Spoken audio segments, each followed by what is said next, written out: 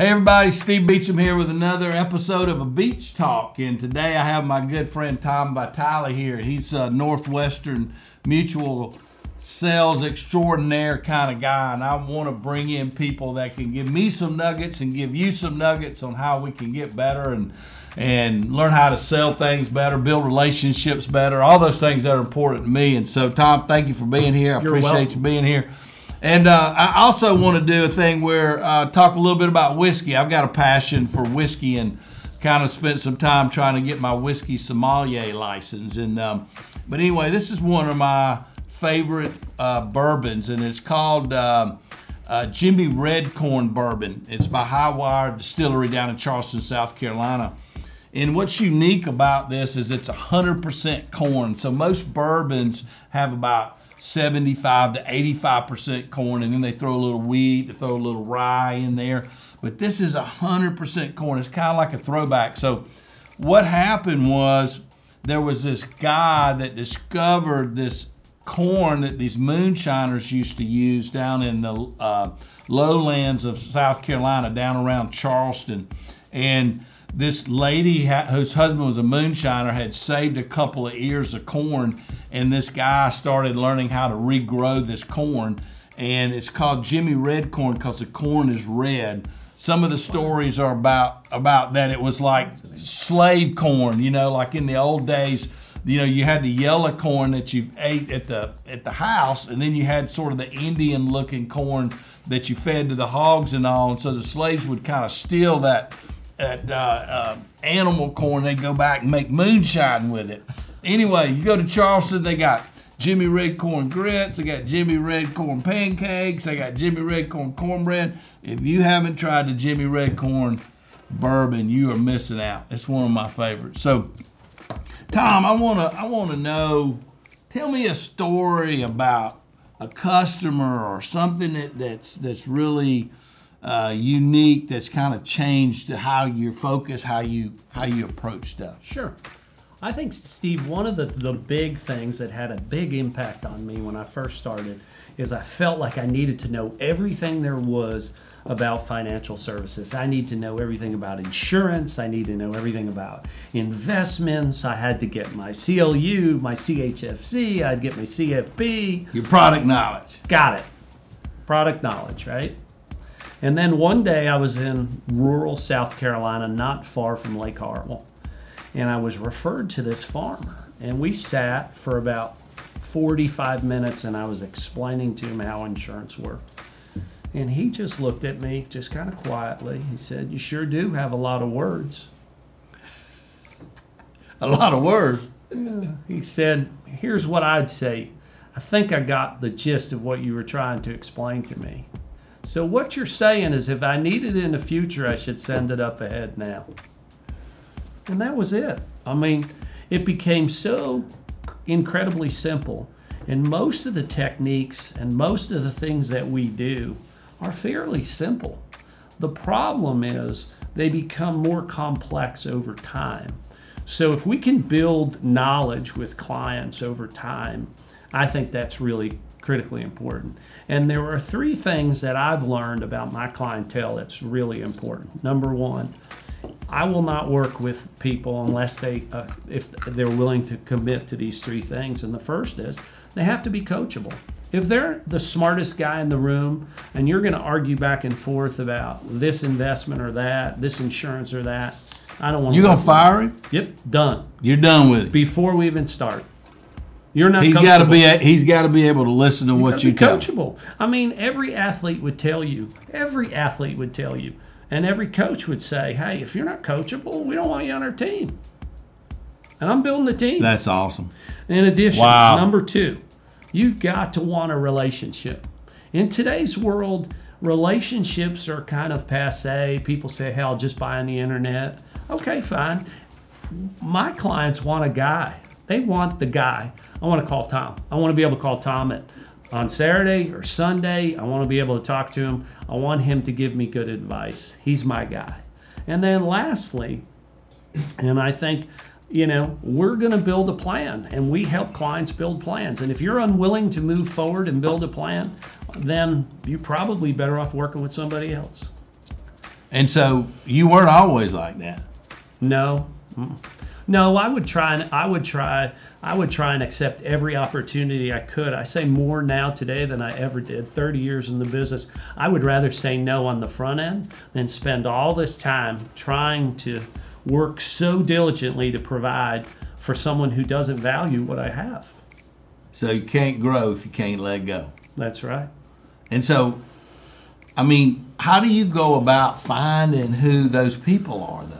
Well, I ask for clients. When I ask clients, I'm like, tell me who would work well with me. Who are the kind of people I'd like to meet? You know me. Who do you think I'd match up well with? It would be very similar to having a friendship say, hey, you need to meet Billy. Billy's a great guy. Why is Billy a great guy? Well, I work primarily with business owners. I work with people in the construction industry, and I teach them very complex financial ideas, but we teach them in very simple terms. Everything's a building block. We're going to learn today, and we're going to build on that tomorrow. Eventually, we're going to get pretty sophisticated. The estate plan, all these things are a function of building blocks. You know, if we're going to build a house, we're going to build the foundation. And then once we get the foundation, then we're going to go ahead and put up all the other pieces of it. But you got to start with a foundation. And in the process of building that foundation, that's where you build trust. Like a client said to me the other day, under every rock is a snake. He said that. And I was fascinated. I was just like, wow, that is interesting. And basically what he was saying is, I can't trust everybody. I just can't trust everybody. What's the fastest way to build trust? Is to promise and deliver. That's it. The best way to build trust is to promise and deliver. Hey, I'm gonna send you this information. I do it in my first meeting. I'm gonna send you this information. As soon as I get back to the office, I try and get it out immediately. I want it in their hands within a day or two. Hey, he said he was gonna do this. He did it. That's how you build trust. So my opinion on trust is that I build trust with people, I think, the fastest when I make the conversation about them.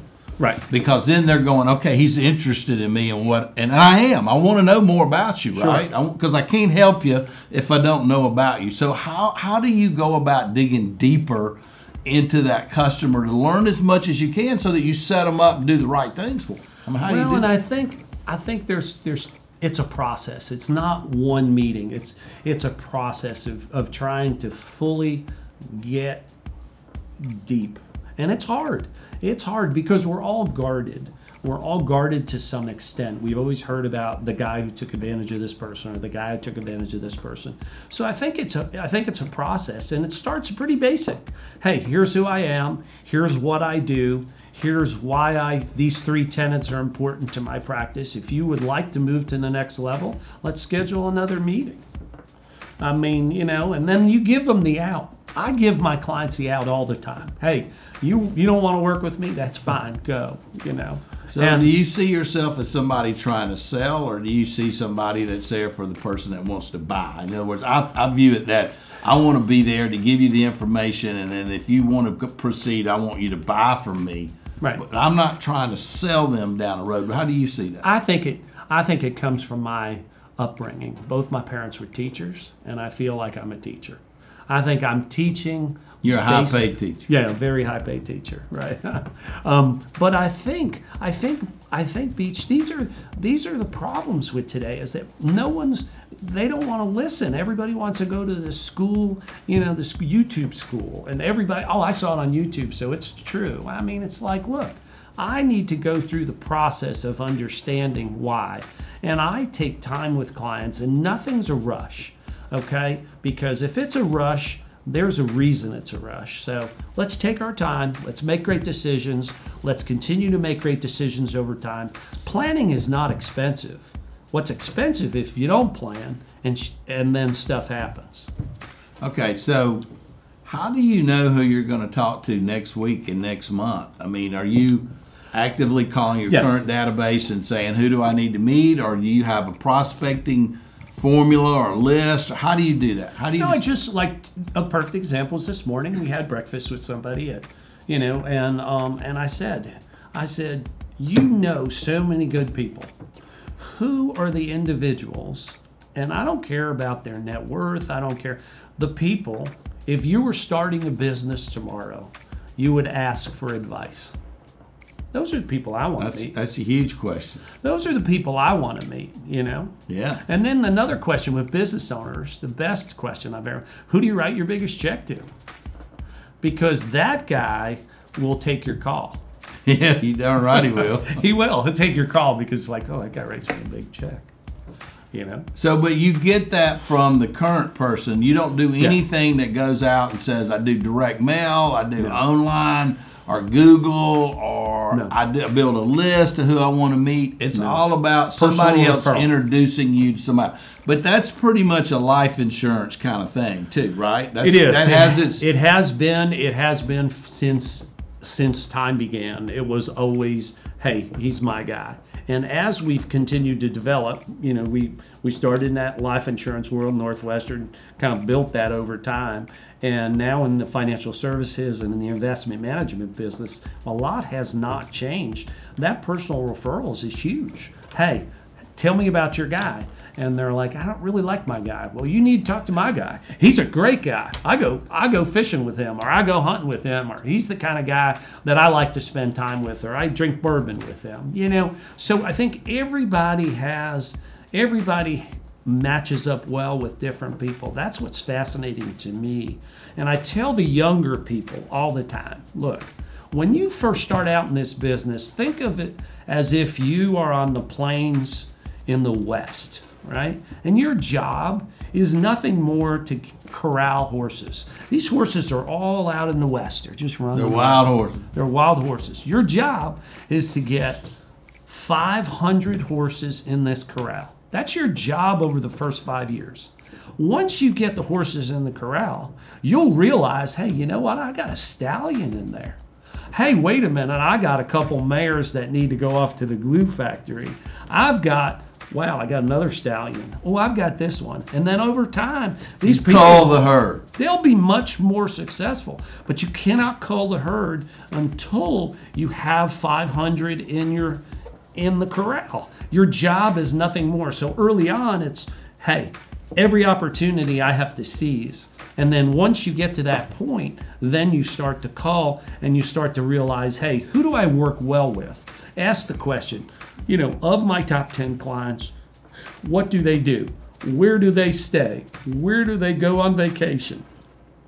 You know, where do they recreate? You know, I love to play golf.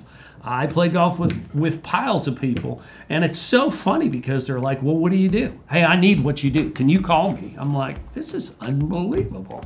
It's just unbelievable. So if I ask somebody about you, what's your buzz? What are they going to tell me about you? What do you think they say about you?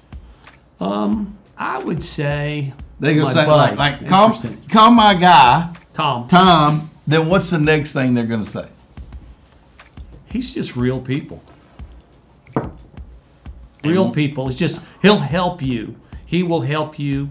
He will help you through the process. He will help you through the process. He will walk you through this process.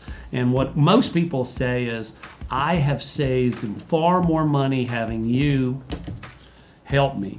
And the way I explain it to clients all the time, I said, look, there are two things everybody wants. Everybody wants to be rich, and everybody wants abs. Abs? But nobody wants to do the work. My job as a trainer, I'm going to teach you and train you how to save money. And I'm going to teach you, just like your trainer would, hey, you got to do your sit-ups. I know it's painful. I know there are months when you don't have money, but you got to continue to put money away. Why? We got to send it up ahead. Why? Because we might need it in the future, just like the farmer said. And that had an enormous impact on me, and I get back to that a lot. Now, what do you do when somebody asks you a question and you go, because I'm at this point now where I realize I don't know everything. Yeah. And somebody will ask me something, and I'm now comfortable with saying, you know, I don't know. Yeah. But I'm gonna go get you an answer. How do you handle that when somebody asks you something? I think that's perfect. I think that's how you build trust. Remember, let's get back to trust, right? What is trust? I'm saying what I'm gonna do, and I do it. The guy's giving you an opportunity to prove yourself. Hey, tell me about this. They're kind of stumping you. And you're saying, you know what? I don't really know that, but I know someone who does. would it be okay if I get back to you? I mean, I've never had anybody say, no, it won't be okay. But then the key is you got to get back to them quick. And what does that do? Establishes trust. I said I was going to do something, I did it. So think about it. That concept there's reciprocity in that concept. Meaning, what I mean is, hey, I do this, you do this. Hey, so I do this. All these young guys, though, they worry about that. You know, it's the kind of thing I remember, like somebody, they're like, I can't go out and sell because I don't have my business card yet. Right. Or I can't go out and sell because I don't know enough about the product. What would you say to those young guys? I would say that there's always people in your organization that are more knowledgeable, but are not good prospectors. Oh, that's great. Right? That's great. So you can always... Those are kind of the nerd posters of our business, and we're going to take advantage of that, right? You can always take somebody along and they'll get half the case, right? So a good prospector is worth... I think a good prospector is worth 60% of the case because he got you in front of the person who could potentially buy. That's awesome. So that's what I think. But, I mean, that's just 30 So you would years. bring that guy in and give him a piece of the deal? Sure. Just because he's a nerd in that particular subject? Yeah, exactly. Because here's what I was half of something's better than nothing. And I can assure you, if I don't know, I'm going to screw it up. So... and I do a lot of joint work with a lot of the young people in our organization because I have time and I can build Because trust. you're the opposite. You have the knowledge and they got the customer and now they bring you in to help them close the deal. That's exactly right. And then when I close the deal, what I'm trying to say to these young guys, here's the benefit, is that we're going to do it 50-50. And you're going to have a good experience and I'm going to help build that relationship with the client. I'm not going to be in this business forever and you're going to take that over. So if you think you can do it, then do it, you know. But I tell you, I can tell you this. I think I can make my way, and I think I can increase the value of what we're doing over time just because I have the experience. That's all. So one of the things that I teach people is what I call painting better pictures. In other words, you know, if I just tell you I'm a mortgage guy, that doesn't really leave you with anything. But if I say to you, you know, they say, what do you do, Steve? I say, I'm a mortgage guy. Who's your favorite real estate agent, Tom? You know, and then your brain's spinning and you go, oh, that's Sally. She's my cousin or whatever. So I think for me that's a better way to leave with this other person a picture of what it is I'm looking for. Yeah. So what are pictures that you would leave with people, or that you do leave with people that makes them think of you when they see that picture or they see something going on? How do you do that? Well, I would say that first one is business owners. Again, I know what I want. I mean, you know, I want a business owner who's 50 years old, who's in the construction industry, who has a successful business and generates revenue of X amount of dollars. I mean, you were very But I wouldn't specific. know how much he generated. But construction's a good picture, construction's right? a good Like what kind of construction? Well, it doesn't matter. So I've got, you know, you've got brick mason, framer, sheetrock. You've got subcontractors and generals. The best part about the generals is they know all the subs. The best part about the subs is they know all the generals. And they'll tell you which ones they want to work for and which ones they don't. This guy pays good. This guy doesn't pay good. Well, I'm not going to call on the guy that doesn't pay good. I'm going to call on the guy that pays good. So that's the problem. The problem is you don't even really need to know. You just got to find really good people. And I think there are connectors. There are people out there that they love the relationship that you and they have, and they want other people to have that relationship. And I think that's what salespeople are missing. Tell me more about that. That's it. Salespeople are missing that today. I think salespeople are looking for the sale. They're looking for the opportunity as opposed to the investment. I think if you invest in people today and you grow great relationships, you'll get paid tenfold to the person who's wham bam, thank you ma'am, I just want a deal, I got it done. In the mortgage business, perfect example, you work so hard to do a great job, and I've referred you a number of people, and the people would always come back to me and said, he's been great, he's done so much work, he's done so much due diligence, things of that nature. That's what I want. I want my clients to have great experiences with other advisors who are in that marketplace, because that plays very well on me. You know, I become the connector, and I like that. You know, So that's huge, right? So I agree with that. So the connector, so you love it when people call you and say, hey, I need an X. Yes. I need a whatever it is, right? Yes. Now, how do you database that? How do you keep that in your mind? Like for me, one of the things I teach is put that in your phone. And if I put Tom, if I've got you in my phone, I just don't have your name. I put what it is you do. I don't just put Northwestern. Yeah. I put life. I put financial. Anything that will remind me of you. How do you remember? Oh, that guy I met. I need to hook Steve up with. You know, I'm good. This morning is a perfect example. I share the contact with him immediately. I try to do it as quick as possible because I'm fearful I'll forget, right? So, you know, I'm like, hey, he goes, can you send me that estate planning attorney? This was this morning. Yeah. Can you send me that? Yeah, here he is. Jason, boom, done. I mean, okay, we're done with that. You know, You do it off your phone. You send them immediately. Immediately. Just hold on. Now, how do you know if Jason got the referral though, or if he called him?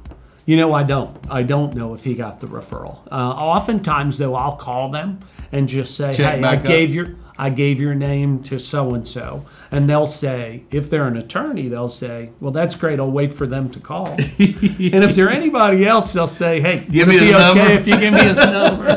That's exactly right. Why don't they get it? Why don't attorneys get it? They have this non-solicitation thing that was 100 years ago. Is it like in the? It's like somewhere in the Constitution? or something? That's in their DNA. They can't undo it. You know, They're stuck with it. they are. Well, hold for 1 second. Connor's trying to leave. I'm leaving. Thank you for doing that. All right, he's gonna cut it, make it better. Sorry, guys. This is awesome. you like it? Oh Yeah, yeah. it's going great. Thanks. Take it easy, bro. All right. All right. Nice to meet you. See you, buddy. Y'all have a Talk good to one. you. Thank you. See you, Bo. You ready? So, you know, I wrote a book on the tapes you play in your head and how you talk to yourself. And what I believe is high performers are having high performance conversations. So, have you ever thought about, are there certain things that you say, like, you know, you go somewhere and somebody won't talk to you? Is there something you say to yourself to pep you up, or you get a good sell, or, you know, just how do you talk to yourself?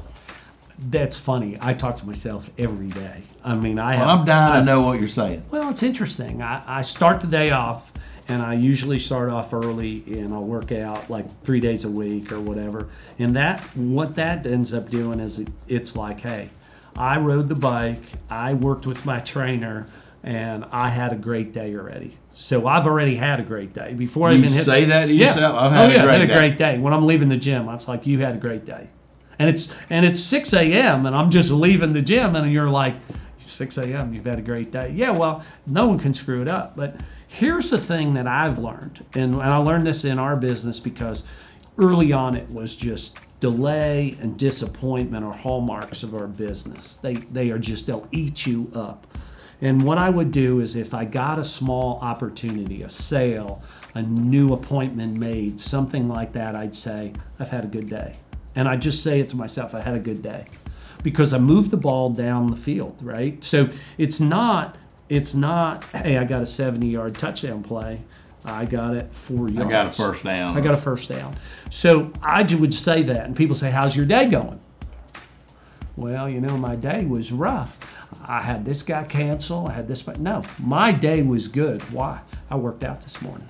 And I just would repeat that good thing. And I would do that day in, day out, day in, day out. And people always said, you are way too positive for me. I said, well, you know what? No one buys from anybody who's negative. Because what's sales? Sales is transfer of enthusiasm, right? Right. It's hey, I'm excited about They this. feel your passion for it. That's it. That's it. I mean, that's it in a nutshell. So sales is transferred of enthusiasm. I think it is, yeah. 100%. I think it's a transfer of enthusiasm. Yeah, I'm excited about this. The enthusiasm is more important than the product knowledge. No question. That's no awesome. question. Think about it. An eager salesperson who comes and tries and says, hey, here's what I do. And the person's like, okay, but I don't really need that. But that's okay. Here's my card, and I want to follow up with you. Can I get some information? The guy gives him the information. Boom, he starts his database. He's off and running. But he doesn't know anything about the mortgage business, doesn't know anything about the insurance business. It doesn't really matter. He's creating his database. Take that database over 200 days, over 10 years, and I mean, he's bulletproof. He's bulletproof. So what do you say to yourself to upgrade the clientele that you're doing? You know what I'm saying? You move along through the process, and I've always thought, like, if I live in a $200,000 house, I'm comfortable doing mortgage with a $200,000 person. If I live in a $500,000 house, I kind of get a little more comfortable with $500,000. But if a guy calls me for an $8 million house, I'm like, ooh, I'm not sure I'm in his field. It took time to get there. You know what I'm saying? How do you deal with that? That's interesting. But if I'm in a 500 and a guy calls me and he's in a 150 house, I'm like, I'm going to tell him what he needs to do. That's exactly right. Have you ever? Yeah, upgrading. Does that make sense? We call it about upgrading. We call it upgrading because people have to have capacity, right? Right. To do what we do, they have to have capacity. But if you want to do loans in the country clubs, what we would say, you got to move into the country club, right? Sure. But how do you deal with that internally? About I'm dealing with a big hitter here. How do you build your internal confidence to do that? I will say this. I've got a lot of confidence, and I don't feel that, we've got people that are over 800 million. So, I would say this. I would say the thing that I've learned in this business over time is we're all so similar, right? Just because somebody has a little more cabbage, doesn't make them any different. And what I found about our business is those horses in the corral, that stallion who's made a couple moves ends up becoming that guy. Yeah. And here's the rub. Sometimes those people say, well, he can't handle my stuff because he's a little guy. And, oh, no, I need a different kind of guy. So that's why the relationship thing is so key. You've got to have that relationship with that individual. I don't think the answer to the question is as good as, hey, how do I upgrade? I just continue to ask for better and better people. But as I've aged in the business, I really want people that have depth, that have character, that have some of the things that I just absolutely, I don't want a guy who's an inch deep and a mile wide and's got millions of dollars. You really want a guy that's the kind of guy you want to invite over to your house for dinner. Correct. You the kind of guy that you want him to be your friend. He's not. This is not a business deal. This is a family deal. I feel like it is. And some people can appreciate that, and I'm not for everybody. And that's the other piece. That's beautiful. And I think the other piece is I'm not for everybody. Just because I do mortgages doesn't mean I'm going to click with everybody. I might be really good with analytical people, but I might be even better with people who are maybe more blue collar, who've worked their ass off and created wealth over time. Those people are fascinating to me because they really want to take care of their families because they're the first generation. They've pulled themselves up from nothing and they're kicking ass and they're like, hey, I can make an impact on my family and my next family's future if I do good planning. Those are the people I That's like. Beautiful. That's a good customer for you. Yeah. All right, so let's wrap it up. Purpose. Why are you here? What drives you to get up every morning to go out and do what you do? Like my life purpose is I want to help people get from where they are right now to where they want to go. Right. So I see that through the lens of guys in here, and I'm living in this house and I want to move to this house. Or, I'm in this business and I want to get better at this business, and that's what inspires me. What's your purpose? What's your life purpose? Not your passion, right. But purpose. Why are you here? What doesn't get done if you don't do it? Wow. I have absolutely loved teaching people.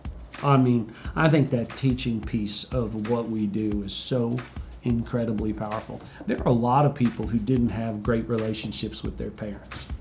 They didn't have money talks. They didn't have, hey, here's what I got. Here's what you need to do. They didn't have that. And I think that when we can get involved with people and help make their lives better, both from, we do it from a financial standpoint, but also from a friendship standpoint. I think if you were to look at the career, you've impacted so many people along the way, and they'll be impacted for long before, after I'm gone, because of all the insurance that we've put in force that may create wealth for generations and generations. So I think it's a bigger calling. Are you cool with going and meeting with somebody, can you get a high off of teaching them about what it is you know, and even if you don't get to sell, you're still great about that? Oh, yeah. Because the teaching is the purpose. The teaching's the purpose. The product is really a tool. It's just a tool. You could be teaching math or you could be teaching science, but you're teaching financial services and I think that's where it's lost. Everybody wants GDC. Everybody wants to build this wealth management business because it creates enormous wealth for them and their family. And I continue to tell clients, my job is to be a steward of your resources. My job is to warehouse your capital. My job is to give it back to you. It's not mine, it's yours. So let's work together, and I could be your guide. You know, you like to hunt. I love to hunt, right? Yeah. I'll be your guide. I'll teach you and help you identify things that you don't see in the process. And if you want to do it, great. And if you don't, it's okay, because you want to know something. It's your life. It's not mine. I've done the work. I've done the heavy lifting. I've done a lot of the planning. And all I can say is that at some point in time, I think all of us will be better off for having kind of gone through that process. That's just it. That's phenomenal, buddy. Thank you for being here. I mean, thank you, buddy. Been great. I love that teaching thing. I mean, that's one of my things I tell people on purpose is you're a coach, you're a teacher. Yeah. You know, I'm a helper. Yeah. What is that at 40,000 feet? And then what is it about teaching that you like and all that? And you nailed it from where I'm sitting. So that was beautiful. So thank you for coming. Hey guys, I hope you enjoyed our conversation with Tom tonight. I hope you picked up a few nuggets, and stay tuned. Another Beach Talk coming. Thank you, Tom. Thank you.